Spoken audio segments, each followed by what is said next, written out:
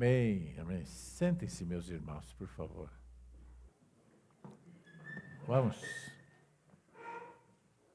orar, vamos pedir a bênção e a direção de Deus para esse tempo. Santo Deus, como é bom nós termos essa oportunidade de ter esse tempo para meditar na Tua Palavra.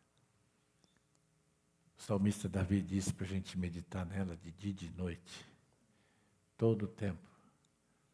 E às vezes o tempo é o nosso maior obstáculo. A vida nos impõe tantas coisas e a gente deixa passar o tempo precioso da Tua presença. Mas poder estar aqui com os meus irmãos e meditar na Tua Palavra é um privilégio. Muito obrigado. Obrigado pela vida deles, por eles estarem aqui. E que esse tempo juntos aqui, de alguma maneira, os edifique e contribua para que a fé deles seja fortalecida em Cristo. Em nome de Jesus. Amém. Amém. Amém. Nós estamos refletindo sobre as 70 semanas de Daniel. É um texto que, para quem gosta de escatologia, é um texto fundamental, porque não tem nenhum texto no Velho Testamento tão explícito acerca de datas e tão assertivo como o texto de Daniel. Daniel fala de um período, nós já vimos isso a semana passada, só vou fazer um resuminho para quem chegou agora não ficar sem entender o fio da meada. Ele diz que um anjo veio até Daniel para responder a pergunta dele, o questionamento dele acerca das últimas coisas, o que aconteceria com Israel. O foco dele é Israel. E aqui eu volto à seguinte observação. Nós temos duas escatologias na Bíblia. A escatologia de Israel e a escatologia da igreja, ok? São duas coisas que andam paralelas, mas são diferentes. A escatologia de Israel, ela está focada na história de Israel, na relação que Deus tem com Israel desde o início. Deus fez uma aliança com Abraão, um pacto com Abraão, e Deus, vários textos da Bíblia, Deus disse que é uma aliança perpétua.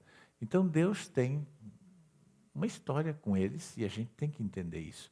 E essa história tem começo, meio e fim, como toda história, né? Como todo relacionamento. Mas a gente tem que entender que muita gente coloca a história de Israel como uma história de fracasso. É que as pessoas não conhecem a Deus. Porque uma pessoa que diz isso, e aí tem muito do antissemitismo dentro da igreja ainda, infelizmente, ainda muitos crentes olham para Israel como um povo que perdeu, que sobrou, já era, né? Mas não é verdade isso, porque Deus nunca entra em nada para perder, irmãos.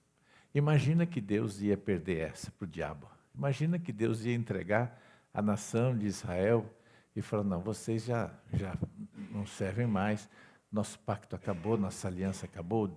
Não faltou vontade de Deus para isso, né? Mas Deus sempre tem um grande finale, né? Deus sempre tem algo tremendo no final para dar vitória aos seus filhos. Porque tem um povo no meio de Israel que, segundo o apóstolo Paulo, um povo que pagou um preço, mas também que viabilizou o evangelho chegar para mim e para você, né? Foi isso que Paulo disse, que o fato deles terem endurecido o coração viabilizou para que o evangelho chegasse até nós. Então, existe uma escatologia, que é a escatologia de Israel, e essa escatologia, como eu disse, conta a história de Israel, fala de Israel, e tem a escatologia da igreja. Para quem ainda não sabe, escatologia significa a doutrina, o ensino, os fatos que vão se dar nos últimos dias, né? E Daniel é um profeta que fala das últimas coisas que vão acontecer com Israel. Então, o foco dele é esse. É muito direto isso. Em alguns momentos, ele fala da igreja subjetivamente. mas não no sentido profundo de explicar o que é a igreja. E eu vou falar um pouquinho disso, porque aí Paulo vai falar disso, que é o mistério, é o que ele chama de mistério. Né? Então, o livro de Daniel é extraordinário para nos revelar tudo isso. Então ele diz, ele vai orar, Deus fala com ele está perguntando sobre Israel, sobre a nação de Israel. Deus fala com ele através do anjo Gabriel, que vem, traz o recado para ele, fala o que vai acontecer e diz, Daniel, estão propostas para vocês 70 semanas, sendo que as semanas são de anos. Essa palavra, a palavra semanas no hebraico, não quer dizer literalmente semanas de dias, mas elas podem ser também semanas de meses e de anos. Então, essa palavra no hebraico ela é estendida. Na nossa língua, quando você fala semana, você está falando de 7 dias. No hebraico, essa palavra pode indicar um período de 7, que pode ser 7 anos, 7 semanas, 7 dias, 7 um monte de coisa.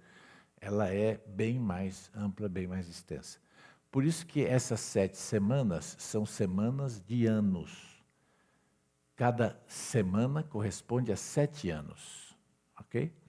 Então ele diz, a primeira etapa será de 7 semanas. 7 vezes 7, 49. Que serão de 49 anos. Desde o momento em que foi assinada a saída de vocês para a reconstrução de Jerusalém, desde esse momento que isso foi registrado por Artaxerxes, né? O texto não fala Artaxerxes é a história que fala, mas o texto fala desde que foi assinado o documento. E quem assinou, a gente já sabe, historicamente, que foi Artaxerxes. Desde que isso foi assinado até, né, dentro desse período, até o final desse período, serão 49 anos. Depois desses 49 anos, terão mais 62 semanas, que são, a gente contou aquele dia, 380, é isso? Quantos anos? 430 e pouco. 434, né? Exato. 434 anos. E aí, quando você conta a história, o tempo de todos os impérios, que aí vem, logo na sequência, vem o Império Grego, depois o Império Romano, como vocês sabem, até a morte do ungido. Aqui a morte do ungido é Jesus o ungido, ok? A palavra ungido é Cristo. Na Igreja Católica tem gente que foi crismada, né? Crismado é com a unção, né? Por isso que é ungido. Ungido é crismado, ou seja, o Cristo. Ele era o Cristo. Então, até a morte do Cristo, são 483 anos, que dá exatamente 69 semanas de anos. Ok? Aí vem a última semana, a 70ª. Só que o que aconteceu? Quando morreu o ungido, a Bíblia diz que ele veio para os seus e os seus não o receberam. Então, como os seus não receberam? E como o plano de Deus estendia esse projeto de salvação para todas as nações e não apenas para Israel, ok? Deus abriu literalmente. Eu sei que tem teólogos que não creem desse jeito, tem uma outra visão. Eu estou falando, eu não vou ficar aqui discutindo o que cada teólogo pensa, porque isso mais confunde do que ajuda. Eu estou colocando como eu aprendo, lendo a Bíblia, estudando. Depois vocês podem até ouvir outras opiniões, mas essa é a minha. Nesse momento, Deus abre um parêntese na história, literalmente. Essa escatologia de Israel para na 69ª semana. Parou ali, na morte do ungido. E aí, quais são as discussões maiores? Né? Que para algumas pessoas, a morte do ungido, aí no caso Jesus, quando virá o opressor, o que vai governar, né? Não, é o anticristo, mas o termo é outro. O governador que virá, esse que é o anticristo, né?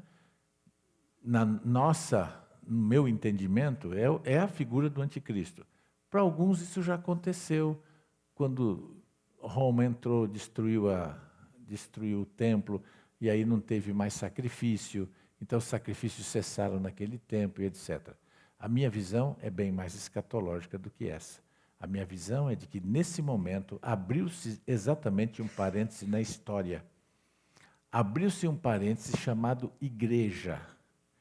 E é interessante porque a igreja não foi diretamente profetizada. Não tem nenhuma profecia no Velho Testamento que fale explicitamente e diretamente sobre a igreja. A igreja, ela é um mistério, uma coisa misteriosa. Né? E até o diabo ficou surpreso, porque nem o diabo esperava isso. Né? Nem o diabo esperava que houvesse essa pausa e que Deus abriria esse parêntese e que Deus geraria, nesse período, a igreja. O apóstolo Paulo, na carta aos Efésios, eu queria que vocês fossem lá comigo um pouquinho.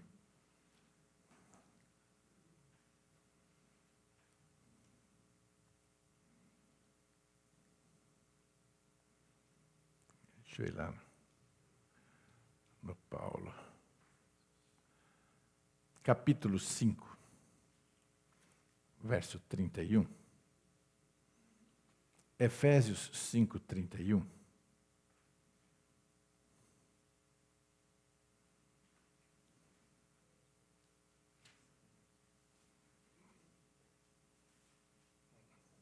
Efésios 5, 31 em diante. Então, vamos lá.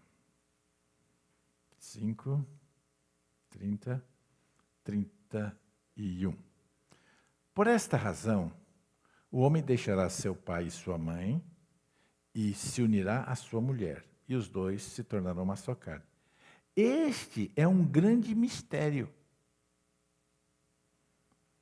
Que mistério? Um homem se tornar uma só carne com uma mulher. Ok? Isso é um grande mistério.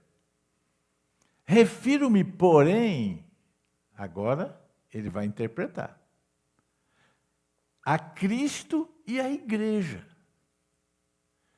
Que aqui o grande mistério, agora, é esse casamento entre Cristo e a igreja. Portanto, cada um de vocês também ame a sua esposa como a si mesmo, e a esposa trate o marido com todo respeito.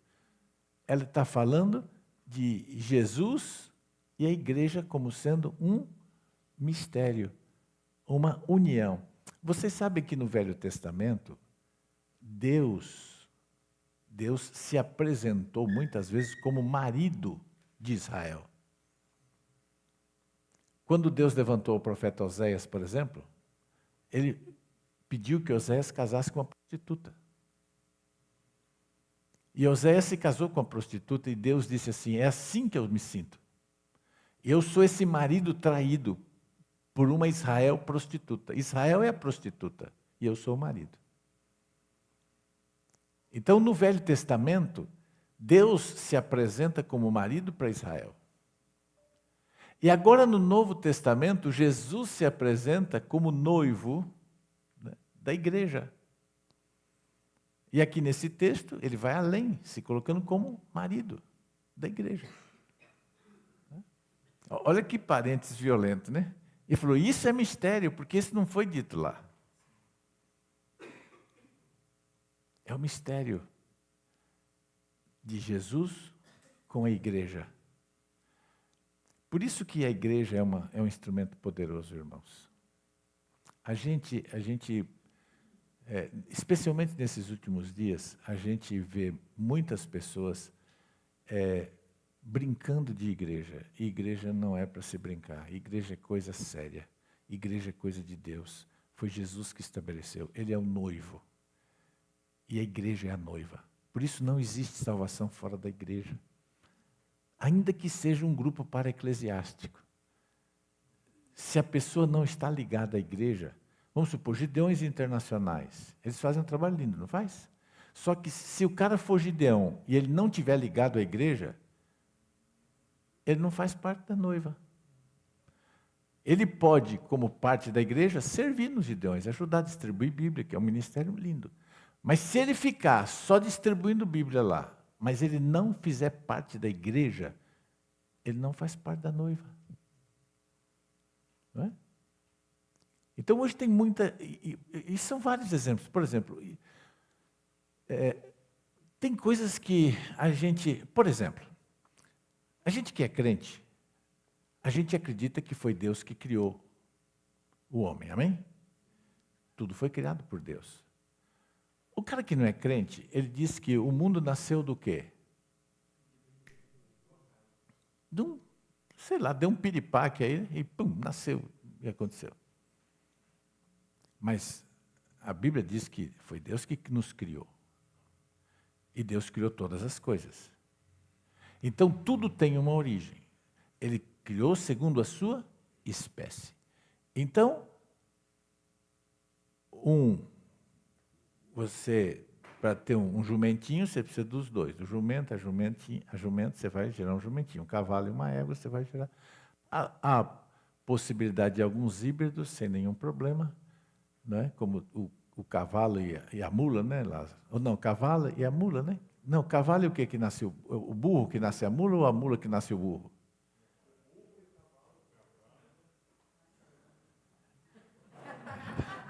Pô, mas você não entende nem de burro, meu primo. Oi? É o jumento e a égua que dá o burro, né? Que é um animal híbrido, né? Mas tem origem. Uma semente de um, ok?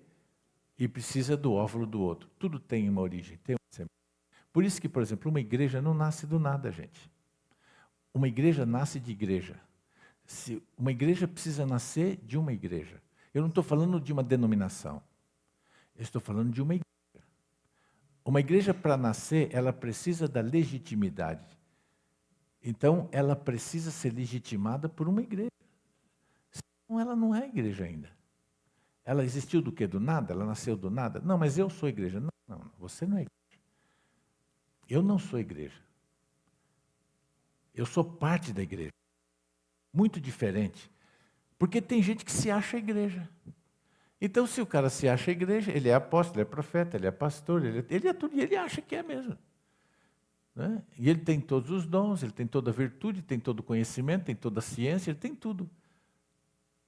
Mas não é assim que funciona. Você pode até, vamos supor que você comece na sua casa, lá dentro de uma garagem, você começa a reunir sua família, você começa com um grupo, e aquelas pessoas começam a andar com Jesus. A primeira coisa que você vai fazer é buscar uma igreja para respaldar aquilo. Entende? É preciso.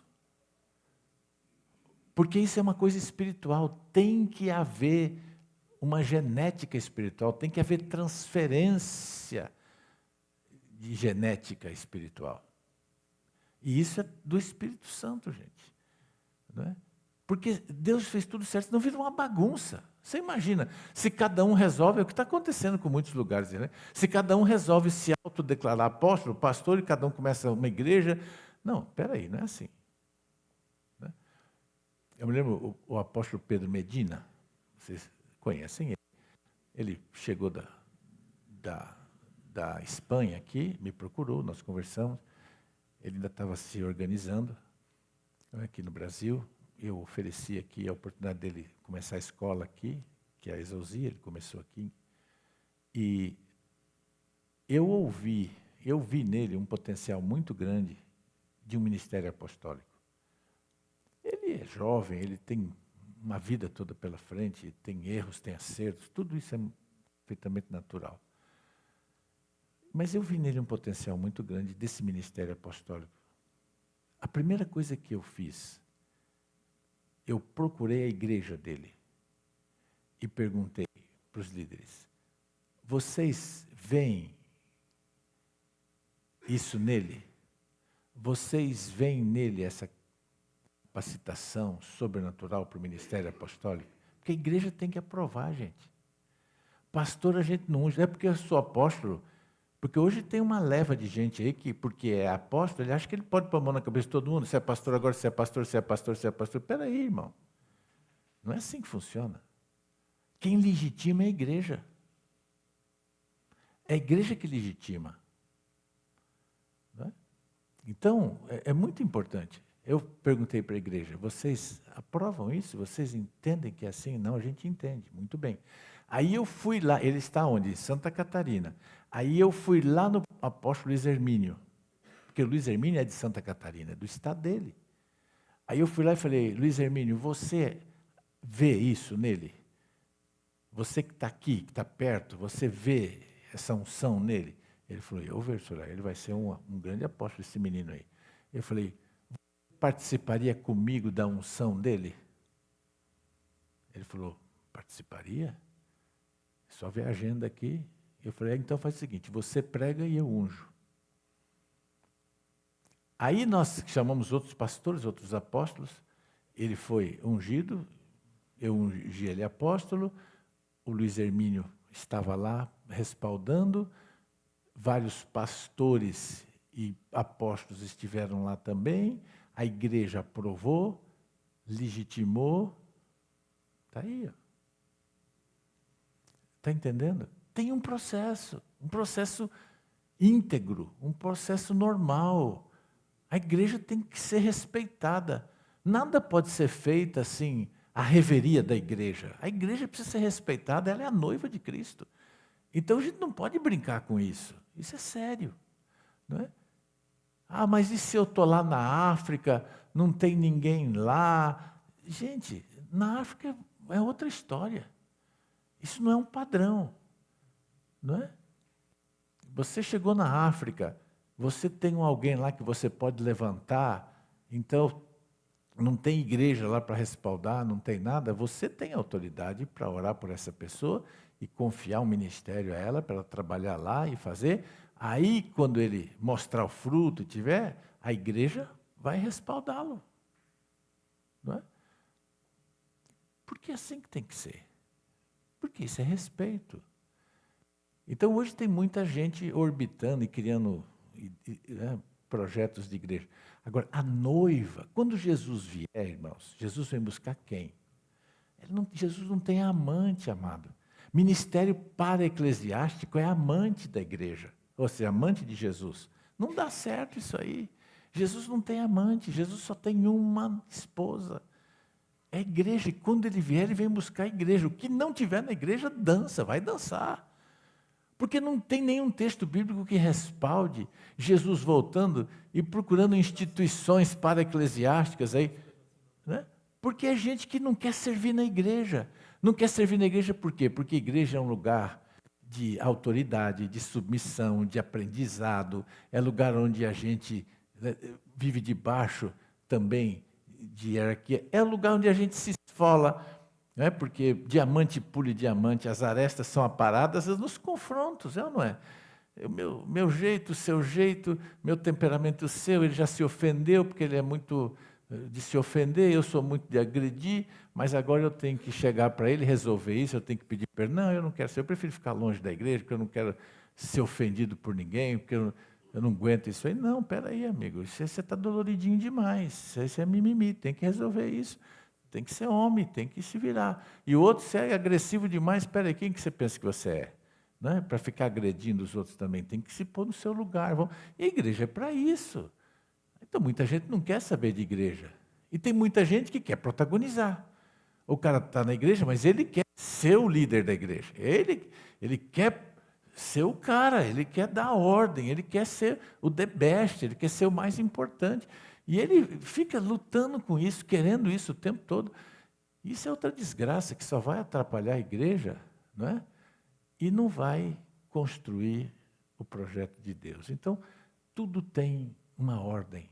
E a igreja foi criada por Jesus. E isso é lindo, porque ninguém tinha essa dimensão, nem essa visão, não é? A igreja ela era um mistério. Ninguém sabia acerca dela. Aí Jesus abre o quê? Com a vinda de Jesus, para tudo, abre-se o parêntese e começa a história da igreja. E como é que a história da igreja começa? A história da igreja, e eu estou falando das 70 semanas ainda, irmão. Só que entre uma e outra tem um espaço, e eu preciso falar desse espaço. Como é que a igreja começa? Com a diáspora. O que é a diáspora? Os primeiros cristãos, que são judeus, são espalhados. A diáspora é isso. Eles são espalhados pela terra. Então vai judeu para tudo que é lado, judeu crente. Eles vão para a Grécia, eles vão para a Turquia. Turquia hoje, né? Naquela época era Ásia Menor. E vão lá para a Europa, e vão para a Itália, e vão para tudo que é lugar, e eles vão enchendo tudo. E eles vão levando o evangelho também com eles. Até por isso, a perseguição foi necessária no primeiro momento, porque ninguém queria sair de Jerusalém, e Nero botou fogo em Roma, acusou os cristãos, tem tudo isso aí, eles tiveram que vazar fora, porque senão ia morrer. E para onde eles foram levando o testemunho de Jesus, do evangelho. O evangelho foi ganhando a dimensão que precisava ganhar. Mas quando os discípulos de Jesus perguntaram para ele, aí vai estar no capítulo 25 de Mateus, né? Perguntaram para ele, como é que vai ser os últimos tempos, as últimas coisas? Aí já é a escatologia da igreja. E depois nós vamos falar mais disso com profundidade, ok? Ele vai perguntar, mas quando é que isso vai acontecer? Não é? Quando é que Jesus falou, olha, fiquem atentos aos sinais, primeira coisa, né? Primeira coisa que Jesus fala, fiquem atentos aos sinais. Observem os sinais. E esse é um princípio para quem quer entender os tempos, é observar sinais. Quer entender o tempo? Observe o sinal. Vai chover, ficou escuro, foi o que Jesus falou para eles. Quando vocês veem que tem nuvens escuras, é porque vai chover. Os reis magos vieram do Oriente pelos sinais. Eles leram os sinais. Ninguém conseguiu ler, mas eles leram. E eles chegaram até onde estava Jesus com ouro, incenso e mirra, né? Então, a leitura dos sinais, atentos. E eles vieram. Então, Jesus diz, fiquem atentos aos sinais, mas tem uma coisa que vocês precisam saber. Que quando a figueira florescer,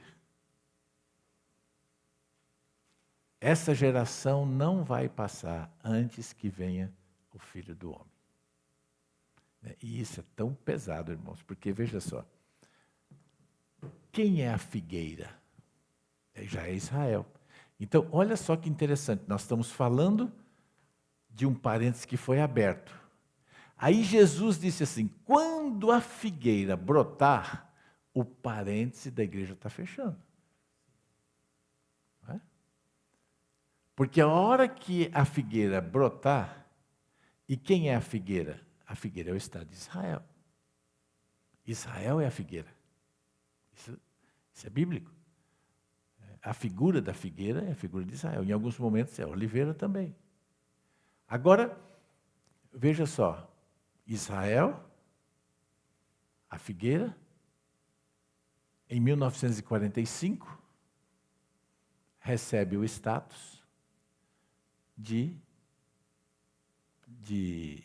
Estado, né?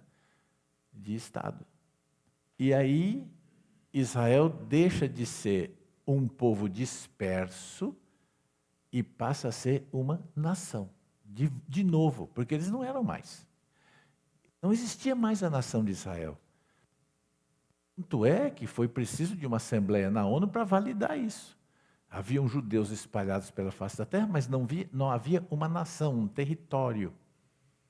Aí, em 1945, a figueira brota. Israel nasce de novo, está renascendo. Né? E já vários profetas tinham profetizado isso. Se você ler Ezequiel, por exemplo, né, Isaías, eles vão dizer, vocês vão voltar e vão reconstruir a terra de vocês, vocês vão refazer, tudo que era ruínas vai se tornar em lugares aprazíveis, os campos serão verdes, aí tem Ezequiel falando da água que corre do trono de Deus e desce até o mar Arabá, que é o mar morto, vai haver vida em volta do mar morto, e está acontecendo isso, hoje os bolanhos em volta do mar morto já é de água doce. O profeta disse, vai haver peixe no mar morto. O profeta Ezequiel disse isso. Né? E eu tive esse privilégio, isso foi uma coisa que Deus me deu, de ver essa profecia em loco. Porque a primeira vez que eu fui para Israel foi em 2003, né, bem? Foi 3, 2 ou 3. Não tinha bolanhos. Nós entramos no Mar Morto. Para quem não sabe, bolanhos, irmãos, são enormes crateras que estão se abrindo em volta do Mar Morto. Tinha uma loja da Arrava lá, que é de produtos de beleza, que as mulheres gastam alguns dólares ali, né? E tinha alguns produtos de beleza lá, e nós fomos nessa loja com um grupo, e o pessoal fez compra lá e tudo isso. Eu estou falando em 2003, há 20 anos atrás, 22 anos atrás. Das outras vezes que eu voltei, a gente já observou que o Mar Morto recuou bastante. Aí o guia dizendo, aqui tem havido muita evaporação. Irmãos, é interessante, porque a evaporação sempre houve ali, né? Ali é muito quente. Lá no Mar Morto, no verãozão, é 50 graus. Não tem para onde correr. É muito quente. Tanto é que a gente nunca leva ninguém nessa época lá, porque é insuportável. Muita gente desmaia, passa mal, é muito quente. Então, ele disse, aqui é evaporação, tem todo esse problema. E o pessoal está desviando muita água lá do Mar da Galileia, que é o Mar da Galileia que abastece o Mar Morto, regando plantações, etc. Então a gente sente que o Mar Morto está recuando e tal, mas é um cumprimento profético. E agora começa a aparecer os bolanhos, as crateras. E eles ficam pensando assim, mas o que é isso? Eles também não estavam entendendo. Os próprios judeus não estavam entendendo o que estava acontecendo. Mas Israel tem muito cientista, né, muito pesquisador, muita gente assim de alto nível, né, de conhecimento, de estudo. E eles começaram a pesquisar e tentar entender. Eles descobriram que embaixo do Mar Morto existem os lençóis freáticos. E com o recuo do Mar Morto, o que aconteceu? A água que estava sendo empurrada, porque a água salgada é pesada, empurra, né? Com a ida do Mar Morto para mais para dentro do mar, né? E abrindo ali aquela praia, eu vou dizer praia, né? Mas aquele litoral ali, o que aconteceu? A água doce, começou a formar. Só que ela foi mexendo com o solo, né? E foi abrindo imensas crateras. A Rava, que a gente comprou a primeira vez que a gente foi, agora foi engolida, literalmente. Ela desapareceu dentro de uma cratera dessa. Né? Porque os bolanhos foi engolindo. Agora, o profeta Ezequiel disse, vai sair um rio que corre do trono de Deus. Onde é que é o trono de Deus? Naquele tempo, Jerusalém, era onde ficava a arca, né? Onde Deus habitava, na arca, e no templo. E vai descer até o mar Arabá. E onde ele passar, ele vai gerar vida e vai trazer peixes para dentro do Mar Morto. Agora, o que está acontecendo? Hoje, isso tudo já é sabido. As chuvas que caem em Jerusalém, que Jerusalém é 800 metros de altura, enquanto que o Mar Morto é 400 metros abaixo do nível do mar. Então, de um para o outro, dá 1.200 metros. Então, o que acontece? Chove lá em Jerusalém, a água desce, a água da chuva, e ela vai penetrando os lençóis freáticos, e ela ficou ali. Como o profeta disse, ela vai descer e vai até o mar. Agora, com o recuo do mar, os bolanhos aparecem, água doce, o Mar Morto. Está assim, ó, daqui ali é o Mar Morto, aqui está o bolanho com água doce. Né? E já tem peixes dentro dessas crateras. Né? Tudo que o profeta falou que ia acontecer, está acontecendo já numa medida. Porque a palavra de Deus se cumpre, gente. Ela é verdadeira. E aí, veja só, os profetas foram declarando, isso vai acontecer. Né? Israel vai voltar para a terra deles, vai haver prosperidade, as cidades serão reconstruídas, as cidades devastadas serão reconstruídas, e o povo virá, e haverá prosperidade, e virão gente das nações, e trarão recursos para Israel. Tudo isso os profetas declararam. Isso está acontecendo em Israel. Israel é um estado lindo. Né? O deserto é cheio de flores, cheio de frutas. Gente, os hotéis em Israel, os que foram comigo aqui, é um escândalo. O que tem de comida, a variedade é muito de muitas coisas. Tudo que você... Manga tem, produzido lá. Né? Pepino tem, abobrinha tem, berinjela tem, pimentão tem, uva tem, tudo que você imaginar de fruta tem. Eles têm estufas, eles controlam o clima, eles têm tecnologia agrícola para tudo isso, eles produzem muito em pouco espaço, eles dominam. O profeta disse que isso ia acontecer. Ok? E eles voltaram. E aí, o que a Bíblia diz? Que Israel ia florescer novamente. Então, agora, quando Israel começa a florescer, vai vendo, a igreja começa a fechar o parêntese dela. Esse fechamento do parêntese, o que é? A volta de Jesus. Amém? Para a igreja. Não vou discutir arrebatamento aqui, porque arrebatamento é uma coisa, a volta de Jesus é outra para alguns, então não vou entrar nesse mérito agora, a gente vai falar disso depois. Mas, para você entender, é a volta de Cristo. Então está perto, não tem como não estar. Está muito perto. Até pelos sinais que estão em toda parte. Está muito perto. Onde vai ter outro bolanho daquele? Onde vai ter outro sinal desse? Onde Israel vai reconstruir tudo de novo? Tem muita coisa acontecendo. E a guerra Gog e Magog, que está lá em 38, 39 de Ezequiel, que fala sobre essa batalha que vai trazer os russos, literalmente, Gog e Magog, que é a Rússia e o seu líder, junto de países árabes. Tudo isso, o Ezequiel disse que ele vai pegar países árabes que estão ali e vai se juntar com os russos e eles vão entrar em Israel para destruir, para tomar Israel, e aí vai ser uma intervenção sobrenatural. Aí Deus entra nessa história. Mas entre tudo isso, não é? Então veja só, o Estado de Israel renasce. Ok? Israel está no meio de batalhas, de guerras. Ele está lá, o território inóspito. O que Israel mais quer hoje? Você acha que Israel quer dinheiro? Não. Israel quer armas? Não. Israel tem bomba atômica. Quem tem bomba atômica já tem tudo. Você solta 2, 3 daquela lá, acabou. Não é? O que Israel quer? Israel quer paz. Quer paz.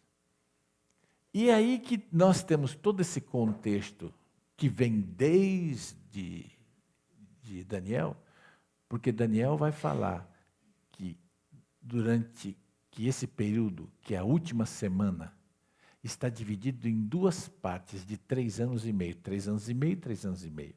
Que os primeiros 3 anos e meio são 3 anos e meio de aliança de paz. Né? O anticristo vem com esse discurso. Israel quer isso. Ele vem entregando isso para Israel. E o que ele vai fazer? Reconstruir o 3º templo. Quem já foi a Israel, tem lá o Instituto do Templo, já está tudo pronto. Tem até para você ver, está em exposição a menorá toda de ouro, que foi doada por um americano. Não sei quantos quilos de ouro lá, a menorá. 500 quilos. Então, a gente já tirou foto com essa menorá, ela está lá para quem quiser ver. Mas no Instituto do Templo tem todas as outras coisas. Tem a mesa da propiciação, tem o incensário, tem tudo pronto. Não é? Então, já está tudo pronto para o terceiro templo. E aí o texto está dizendo que eles vão entrar, que o anticristo vai ajudar a construir esse terceiro templo, mas depois de 3 anos e meio, ele vai sentar no trono. E nesse momento, a ficha de Israel cai as escamas. E aí Israel entende que quem está ali é o anticristo. E aí vai começar, porque Israel não aceita idolatria mais, irmão. Israel não aceita. Israel nunca vai aceitar que alguém sente no trono. Israel vive uma religião, uma religiosidade, mas a cegueira de Israel é em relação a Jesus. Mas Israel busca, especialmente entre os ortodoxos, a maioria do povo judeu, muitos são ateus, 80% da população é ateu, são de ateus. Mas tem lá os ortodoxos, e é incrível, nós demos carona no nosso ônibus para uma judia ortodoxa que estava indo, e o nosso guia falou, vocês se importam de dar carona para ela? Porque a gente estava indo para o bairro deles, né? Para o bairro dos ortodoxos. Não, por favor. Aí ela entrou, muito respeito, sentou, né? E aí nós perguntamos para ela, através do guia, o que ela mais anseia na vida? Ali, naquele ambiente, né? O que ela mais quer? Ela falou, o que nós mais queremos é o Messias. Estamos esperando o Messias. Né? Eu achei aquilo lindo, porque na realidade, eles ainda não viram em Jesus o Messias, porque eles estão com os olhos fechados. E eles estão esperando pelo Messias. Né? É o maior anseio deles. Né? Apesar de toda aquela parafernália lá, aquela coisa, aquela confusão de roupa, de religião e tanta coisa, né, que entrou dentro, mas eles estão esperando pelo Messias. E é aí que o anticristo entra para enganar eles, porque o anticristo vem como Messias. Mas quando o anticristo pede adoração, eles falam, não, peraí, aí não. Aí a gente não vai entrar nessa. E nesse momento, é porque o anticristo, quem é o anticristo? É o diabo. O que o diabo sempre quis? Adoração. Ele sempre quis o lugar de Deus, ele sempre quis ser adorado. Né? É por isso que esse povo que vive aí adorando demônio e tudo, né? O diabo está feliz da vida com eles, porque é o que ele sempre quis. Mas essas pessoas que adoram o demônio também, me permita esse à parte, elas estão tão enganadas, porque sabe a visão que elas têm? Que é uma visão que foi passada, que o diabo tem um império. Né? Que já é um equívoco, já é um erro. O diabo é um ser vencido, caído. Né? E que o diabo e os demôniozinhos dele lá, os brasinha, né? Estão tudo segurando um garfo na mão, um tridente, né? E virando os caras dentro daquele caldeirão de fogo, né? Aí você pegado pela cueca, assim, virado para o outro lado, né? Virado para cá, você, cozinhando você naquele fogo lá, eles ficam em volta. É uma visão completamente equivocada. Até porque a Bíblia diz que ele vai ser lançado no lago de fogo. Né? Morreu a morte morreu, não vai existir mais morte, ou seja, separação. E o diabo foi lançado no lago de fogo. Esse momento é um momento extraordinário. O diabo não vai ficar lá fervendo ninguém, ele vai ferver com os outros. O que ele está fazendo é arrastando todo mundo para o mesmo buraco dele. É isso que ele está fazendo. Entendeu? Está levando todo mundo para a mesma cova. Aí o pessoal pensa, não, eu vou chegar lá, vou bater um papo com o demônio. É uns caras bobos, né? Eu vejo até comediante brincando assim, mas sem nenhum entendimento espiritual do que é isso. Não, porque eu vou chegar lá, vou bater um papo com ele, ele vai perguntar, quer para cima, quer para baixo, quer para não sei onde. Mas o que tem lá? Lá tem jogo, tem baralho, tem cerveja gelada, tem pornografia, tem isso aqui. Então é para lá que eu quero ir. Aqui não, aqui é tudo muito calmo, o negócio de tocar harpa é um negócio que enche o saco, esse negócio de... Não, eu quero é samba, eu quero não sei o quê. O pessoal brinca com isso aí. Então eu vou para lá porque... Mas as pessoas sabem bem o que está tocando no inferno e sabem o que está tocando no céu. Aí, de repente, né, eles ficam colocando o diabo assim como alguém que está coordenando alguma coisa, né? Como alguém que está no controle de alguma coisa. Irmão, o diabo não tem controle de nada. É um ser vencido, é um perdido. Né? E você fala, pastor, peraí, eu não estou entendendo isso. Por que então o diabo está aí? Porque você deu para ele.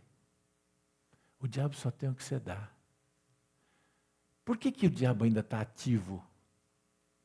Por que ele ainda está fazendo as diabices dele aí? Porque o homem está dando lugar para ele. O homem está alimentando ele. Enquanto você alimentar, ele vai. O diabo só tem o que você dá para ele. Na sua vida é assim. Nas tuas finanças, o diabo só tem o que você dá. Na sua vida espiritual, o diabo só tem o que você dá.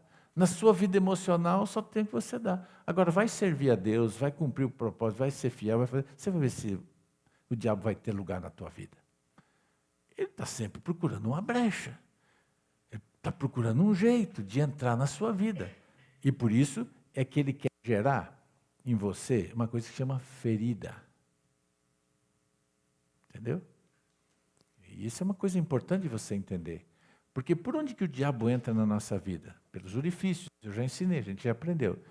O diabo entra pelos orifícios, ok? É sempre assim que ele entra. Ele entra pelo ouvido, ouvindo coisas, né? Ouvindo heresia, ouvindo mentira, ouvindo blasfêmia, ouvindo que não presta. Ele entra pelo nariz, nem precisa dizer, né? O que dá para cheirar, né? Ele entra pelo nariz, aí o cara fica doidão e o diabo aproveita, entra e toma conta da situação. Pela boca, bebida, álcool, glutonaria e etc. Ele entra pelos olhos, né? Tudo que você olha, você está vendo, tua mente está captando, registrando, e ele entra junto. Se você pegou uma coisa que dá poder para ele, vai entrar e vai usar. Pelas genitárias, né? Pelo ânus, pela vagina, pelo pênis, todos esses negócios. Né? Entra. Por quê? Porque você abre espaço, ele entra. Agora, vamos supor que você é um cara que já fechou todas as portas. Amém? Boquinha fechada, narizinho bem guardado, ouvido santificado, mente, tudo no jeito. Ele não tem como entrar. Então ele precisa abrir um buraco em você. Está entendendo? Ele precisa fazer uma ferida. E aí é onde vem as mágoas. Uma pessoa te feriu.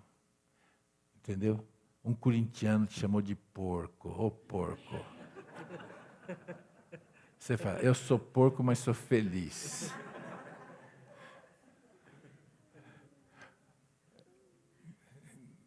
Entendeu? O cara se ofende. Alguém o ofendeu.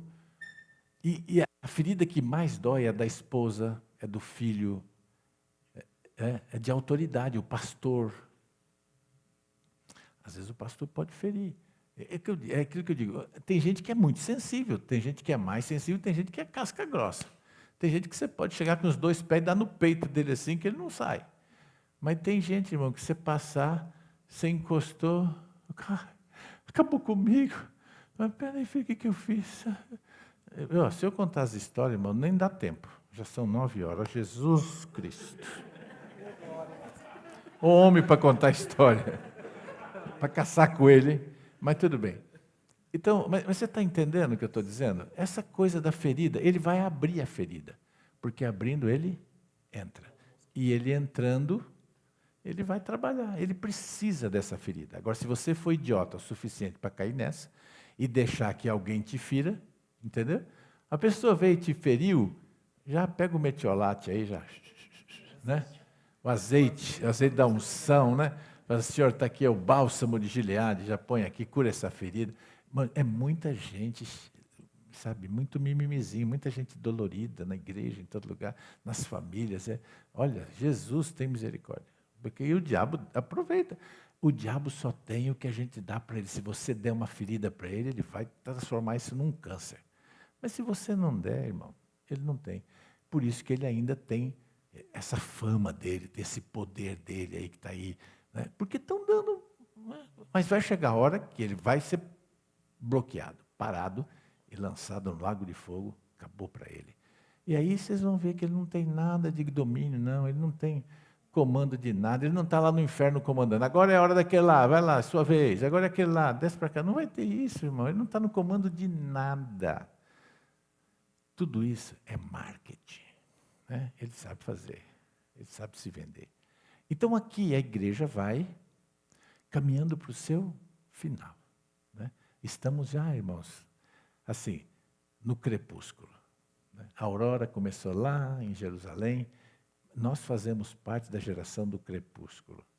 E Jesus disse, essa geração não vai passar, a geração da figueira que brotou, sem que o Filho do Homem volte. Agora, como é que a gente interpreta a geração, né? Gestação é 40 dias, não é geração. Geração é 70 anos, ou, segundo o livro de Gênesis 9, 120 anos, que é o máximo, né, de uma vida saudável, 120 anos. Então, isso seria uma geração 120 anos ou 70 anos. Tudo bem. Mas isso pode ser diferente também, essa interpretação, porque isso pode ser contado não de 45, mas de 67, quando Jerusalém foi, porque até 67 Jerusalém não era parte do Estado de Israel. Ok? Jerusalém passou a ser parte do Estado de Israel a partir de 67. Ok?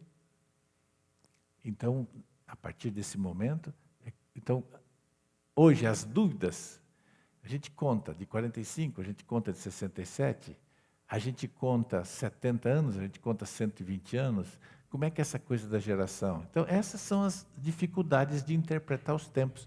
Mas, independente disso, porque a hora e dia é uma incógnita mesmo, não é? Pode ser aí a qualquer momento, né? Jesus voltando para resolver essa parada. Porque a história tem que acabar. A igreja vai terminar a história. Agora aqui entra, por que tem pré-milenista, pós-milenista? Né? Falaremos isso depois. Mas aqui, só para vocês terem uma ideia.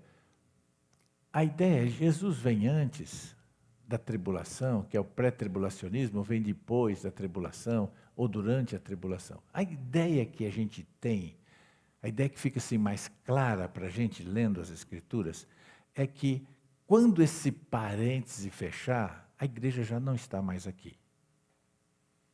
Porque agora o assunto é Israel. Né? O assunto agora é Israel. A escatologia da igreja já terminou. A noiva já está com o noivo. E agora ele vai vir para governar no milênio. Que isso já é outra coisa. A igreja vem com Jesus. A noiva vem com o noivo. A esposa com o marido dela para governar. Tudo isso é espiritual, irmãos. Por isso que é mistério, né? Paulo fala, eu vou falar de um mistério, o noivo com a noiva. Né? Jesus e a igreja. Então, esse é o mistério. Aí, isso acontecendo, né? Jesus volta, já levou a igreja, aí é com Israel. Essa última semana aí é com Israel. Esse assunto já não tem mais a ver com a igreja. Né? Agora, é possível que pessoas da igreja fiquem, que estão na igreja, mas não são convertidos. Né? O cara vem aí, acha legal, né? A igreja é legal, tem um pessoal legal lá, tem uns programas lá que eu gosto, aí eu vou lá tal. Ele não é igreja, ele gosta da igreja. Jesus veio e ele ficou, porque ele não é igreja, ele ficou. Ele não é noivo, ele ficou. Tudo bem. E aí como é que faz? Né? Aí é um desespero, né? Porque vocês se lembram do texto de Apocalipse? Quem são esses de brancos vestidos?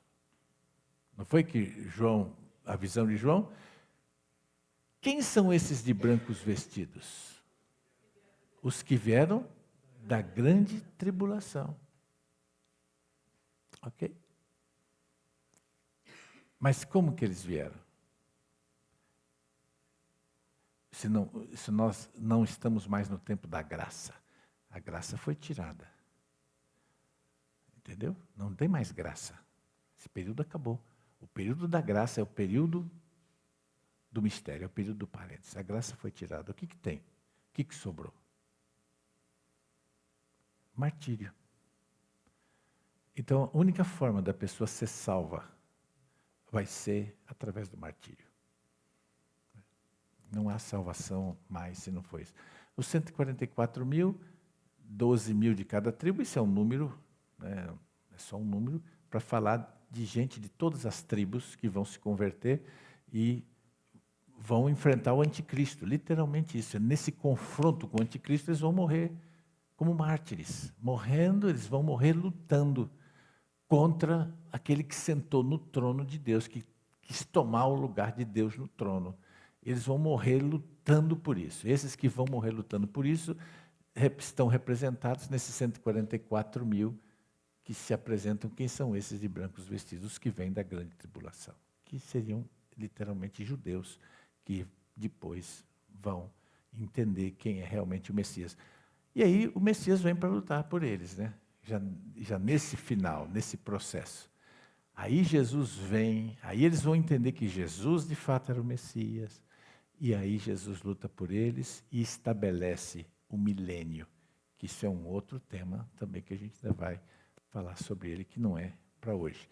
Mas existe uma linha, eu até anotei aqui, existe um grupo de, hoje eu ouvi alguns apóstolos aí, dizendo que a noiva não é Jesus. Aliás, não é a igreja, que a noiva é Jerusalém. Então eu quero ler o texto para vocês, no que eles se baseiam, para a gente já descartar isso aí biblicamente. Amém? Só vou achar aqui as minhas anotações, irmão, porque... Aqui, ó. Apocalipse 21. Apocalipse 21. Ó, me ajudem, que eu vou lendo aqui, porque senão eu vou ter que tirar tudo aqui, para a gente ser mais rápido. O verso 2, alguém leia para mim.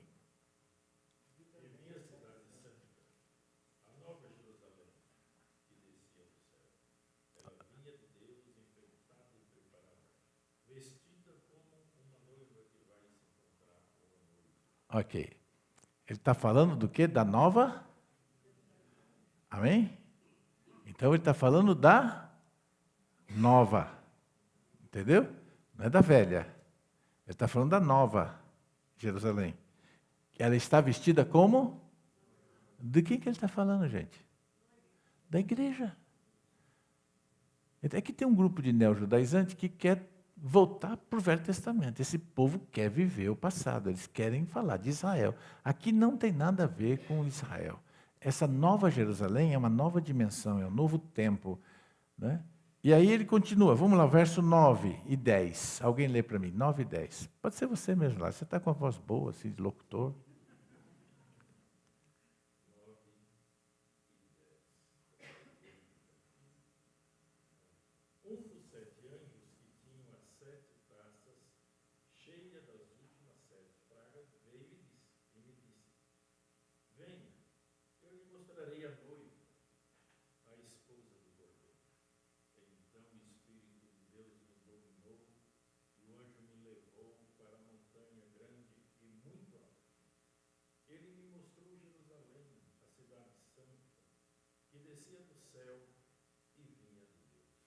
Que descia do céu e vinha de Deus. Então, eles são profetas, falando aí que a Jerusalém é a noiva, né? Na realidade, a nova Jerusalém, ela está guardada, se você estudar todo o contexto, para o povo de Deus que se converteu, né? Para os convertidos, para os salvos, os santos em Cristo. Essa é a nova Jerusalém. A nova Jerusalém não tem nada a ver com essa Jerusalém. Então tem gente querendo casar Jesus com essa Jerusalém que já, né, nem vai existir mais. Então, não entra nessa onda, não, porque tem uns caras que têm argumento, né? Eles falam, até para enganar a gente. Mas a nova Jerusalém é constituída de crentes. E eles têm uns que são tão sem vergonha que eles falam de um jeito, irmãos, que nem dá a entender que é a nova Jerusalém. Parece que essa é Jerusalém que está lá. Né? Não tem nada a ver. Eu vou sempre a Jerusalém. Já fui 14 vezes, estou querendo ir pela 15ª vez agora. Eu não vou a Jerusalém por razões místicas, não. Eu vou a Jerusalém porque Jerusalém me ensina muito. Eu aprendo muita coisa em Jerusalém. Já aprendi muita coisa lá e eu aprendo muita coisa. Porque ali tem um fundamento histórico e profético que é extraordinário. Por esses bolanhos mesmo, né?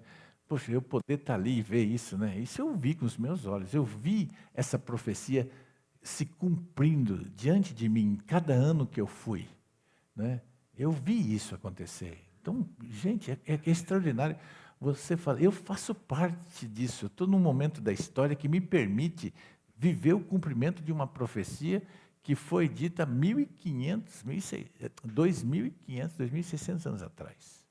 Então, isso é extraordinário. Você poder viver isso. Então, eu vou a Jerusalém, porque Jerusalém tem esse fator.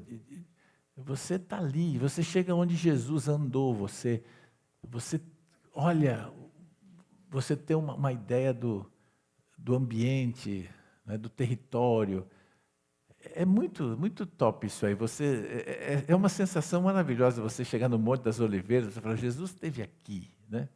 Aqui onde eu estou. Você chegar lá no Gólgota, e você fala, Jesus foi crucificado aqui, nesse lugar. Você ir no jardim do túmulo. Então, assim, é uma emoção, né? A tia Lúcia já foi lá, né, tia Lúcia? Eu lembro dos seus alunos dizendo, tia Lúcia vai para Jesus além. A Lúcia já ficou preocupada, porque são muitas horas de voo, né? Aí fala, vai para Jesus além, né? É meio perigoso. Mas no final deu tudo certo. Então, essa Jerusalém, irmãos, ela é outra coisa, né? Essa é uma Jerusalém que já foi construída, reconstruída. A nova Jerusalém, ela vem com uma dimensão completamente diferente. E é lindo porque a gente vem numa nova, assim, a gente já vem com o corpo glorificado, né? E já diferente desse corpo nosso aqui. É um corpo diferente, mas é um corpo tem o mesmo aspecto que a gente tem, né? Como é que vai ser? Eu imagino, mas não sei, porque eu não tive lá, né? Mas eu fico imaginando como é que vai ser. Eu sei que vai ser muito bom isso aí, viver essa experiência. E é interessante porque Jesus, quando recebeu o novo corpo, os discípulos não conheceram Jesus, né? Eles olharam para Jesus. Agora, pensa bem, você conviveu 3 anos e meio com um cara e depois ele está diante de você, você não sabe que é ele? Por quê? E não foi só os dois do caminho de Emaús, não. Os próprios discípulos, Tomé mesmo não falou, mas o senhor não é. Se olhar bem, não, o senhor não é Jesus, Jesus não é. Ele falou, eu sou, está aqui, ó, pode tocar a minha mão. Está aqui a marca nas minhas mãos. Isso é porque a fisionomia de Jesus era outra. Já não era aquela. Isso com certeza. E Jesus atravessou uma parede, não abriu porta, ele passou pela parede com o corpo dele. Jesus comeu peixe com os discípulos, pediu para tocar nele, né? Então, quer dizer, é um novo corpo que tem toda essa dinâmica diferente. Ele é um corpo espiritual, glorificado, que tem uma forma, que vai ser a alma penada, ninguém vai ser uma assombração e ninguém vai ser um lençol voando por aí, né? Você vai ter um corpo semelhante ao corpo de Cristo, mas um corpo transformado, glorificado e muito superior a esse em todos os níveis, porque ele é um corpo espiritual com forma. Né? Você não vai ser uma coisa deformada, esquisita, não vai ser um coqueiro andando aí. Você vai ser um ser, né, que tem forma. E isso vai ser muito legal. Né? Se eu não te conhecer lá, você fala, pastor, eu sou aquele cara lá, que estava lá na igreja com o senhor. Fala, rapaz, mas você está bonito demais. Você era tão feio. Naquele tempo você era feinho pra caramba, agora você está bonitão. Você está me enganando, rapaz. Não, mas sou eu mesmo. E como é que você me viu aqui? Como é que você me achou aqui? Então, assim, vai ser uma coisa linda que Deus vai fazer. Não é? Então, olha só. Então, as 70 semanas de Daniel, exatamente isso aqui. Mas tem uma coisa interessante, dentro da escatologia, que é a estátua de Nabucodonosor, que está no capítulo 2 de Daniel, que vai ter uma ligação direta com essa escatologia aqui. Então, semana que vem eu vou falar um pouquinho disso e a gente vai andar um pouquinho também na direção de outros temas. A gente pode também entrar no Apocalipse, ler alguns capítulos, especialmente aqueles que vocês têm dúvida, né? A gente pode também fazer a leitura de alguns capítulos aqui e poder esclarecer também vocês, tá bom? E a gente vai fazendo. Se eu não souber, eu invento alguma coisa, mas vai dar certo. Tá bom? Ninguém vai sair daqui sem uma explicação, né? Fique em pé, irmão, no seu lugar. Espero ter te ajudado a entender alguma coisa hoje. Espero que você tenha saído daqui mais crente, em nome de Jesus, e mais alinhado com a igreja, não é? A igreja é o corpo de Cristo, é a noiva.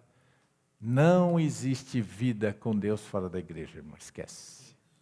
Não existe, né? E a gente não brinca de igreja, igreja é séria.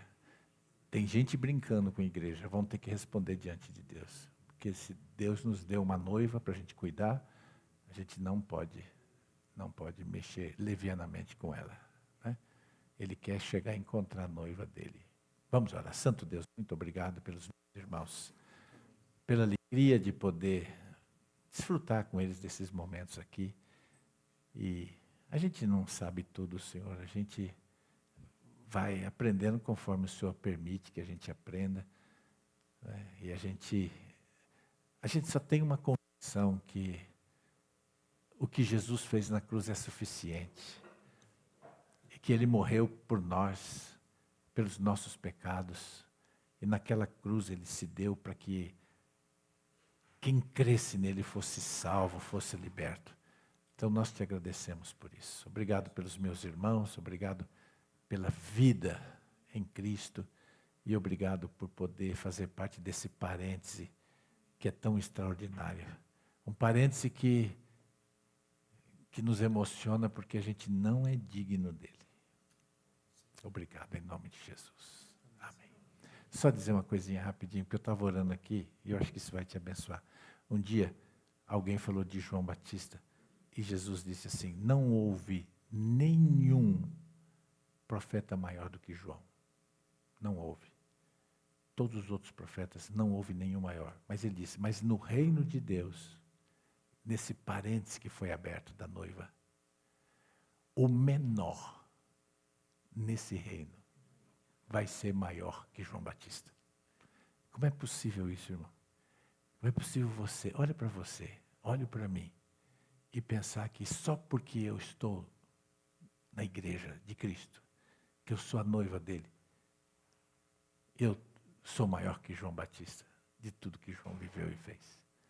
Isso não é para a gente entender, é só para a gente agradecer todos os dias. Falar obrigado, Jesus. Beijo no coração, Deus abençoe vocês.